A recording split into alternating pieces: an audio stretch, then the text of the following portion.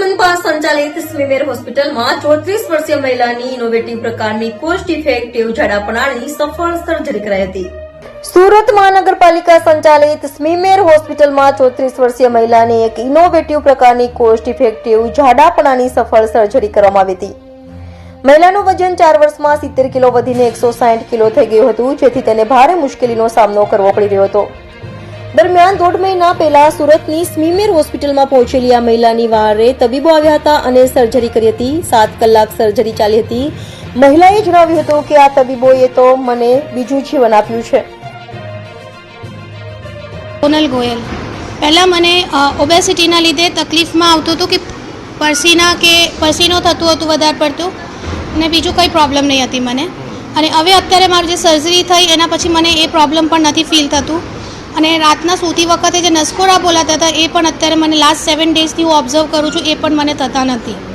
અને મારું વેઇટ પણ લોસ થયું છે। જે સર્જરી વખત મારું 160 kg વેઇટ થઈ ગયું હતું, અને અત્યારે મારું 147 છે આજની તારીખમાં।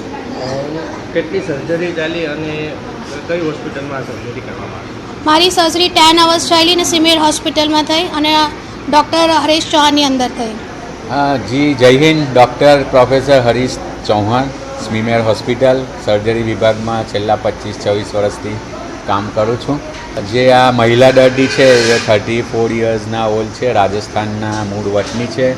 એમનું વજન 160 કિલો હતું, અને એમને એ વજનને લીધે એમને ઘણી સોશિયલ અને શારીરિક તકલીફો રહેતી હતી, એટલે કીન હતા કે ભાઈ મારે સર્જરી કરાવી છે। પણ આ જે સર્જરી હોય મોટાપાની એ થોડી કોસ્ટલી હોય, અને મોટે ભાગે પ્રાઇવેટ હોસ્પિટલોમાં જ થતી હોય છે। એનો ખર્ચો 3-3.5-4 લાખ જેવો થતો હોય છે, કેમ કે એમાં થોડો સામાન પણ વપરાતો હોય, 1-1.5 લાખ રૂપિયાનો, જે દરેક પેશન્ટો યા દરેક દર્દીઓ એફોર્ડ કરી નહીં શકતા હોય। એટલે મહિલા દર્દી અમારી પાસે સ્મીમેરમાં યુનિટ 3માં દાખલ થઈ।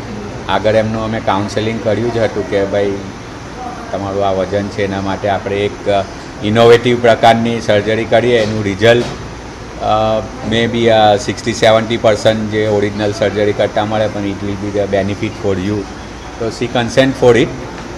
અને અમે એમની એક ઇનોવેટિવ પ્રકારની લેપ્રોસ્કોપીથી એમની સર્જરી કરવામાં આવી છે, અને આજે 5-6 દિવસ થયા એમને ડિસ્ચાર્જ આપવાના છે। અને આ દિવસ દરમિયાન એમનું દર્દીના મુતાબિક 10-12 કિલો વજન લોસ થયું છે post surgery. It is very good, અને આશા રાખીએ છીએ કે આ જે સર્જરીની વેઇટ લોસની જે અસર છે, અને એમના જે મેટાબોલિક ડિસીઝ પર એની જે પોઝિટિવ અસર આવી જોઈએ તે આવે, સારું રિઝલ્ટ મળે। અગર સારું રિઝલ્ટ મળશે તો આને અમે રૂટીન પ્રેક્ટિસમાં નાખીશું, જે નોન એફોર્ડિંગ પેશન્ટ માટે આપણે ઓફર કરી શકીશું, તો જે મોટાપાના ગરીબ દર્દીઓ હોય એમના માટે પણ ફાયદો થાય।